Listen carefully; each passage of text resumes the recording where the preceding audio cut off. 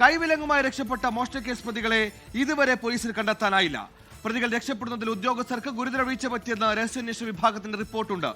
ഉദ്യോഗസ്ഥർക്കെതിരെ നടപടിക്ക് സാധ്യതയുണ്ട്. പോലീസിൽ നിന്ന് രക്ഷപ്പെട്ടത് മോഷണക്കേസ് പ്രതികളായ അച്ഛനും മകനും.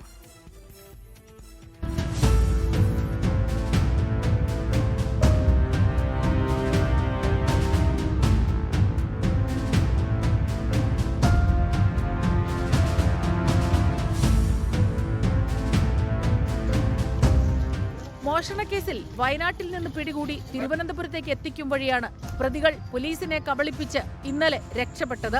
കൊല്ലത്തെത്തിയപ്പോൾ മൂത്രമൊഴിക്കാനെന്ന വ്യാജേന പുറത്തിറങ്ങിയ പ്രതികളായ പിതാവും മകനും കൈവിലങ്ങുമായി രക്ഷപ്പെട്ടു. ദിവസം 1 പിന്നിട്ടിട്ടും അയൂബ് ഖാനെയും മകൻ സൈതലവിയെയും കുറിച്ച് ഒരു വിവരവുമില്ല. രാത്രി വൈകി ഡ്രോൺ ഉപയോഗിച്ചും പോലീസ് നായയെ ഉപയോഗിച്ചും നടത്തിയ തെരച്ചിലിനും ഫലമുണ്ടായില്ല.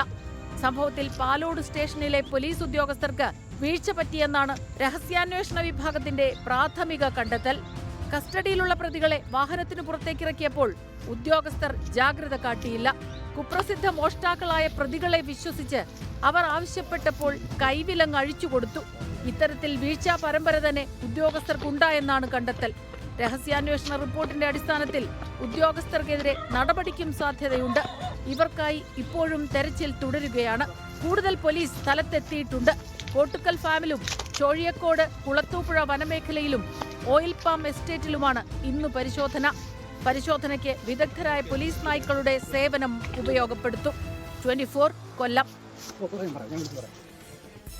ലോകത്തെവിടെയായാലും ഏത് സമയത്തും 24 വാർത്തകളും ഓഗ്മെന്റഡ് റിയാലിറ്റി പാക്കേജുകളും എക്സ്പ്ലെയിനറുകളും വിശദമായി കാണാൻ ഞങ്ങളുടെ യൂട്യൂബ് ചാനൽ നിങ്ങൾക്ക് സബ്സ്ക്രൈബ് ചെയ്യാം.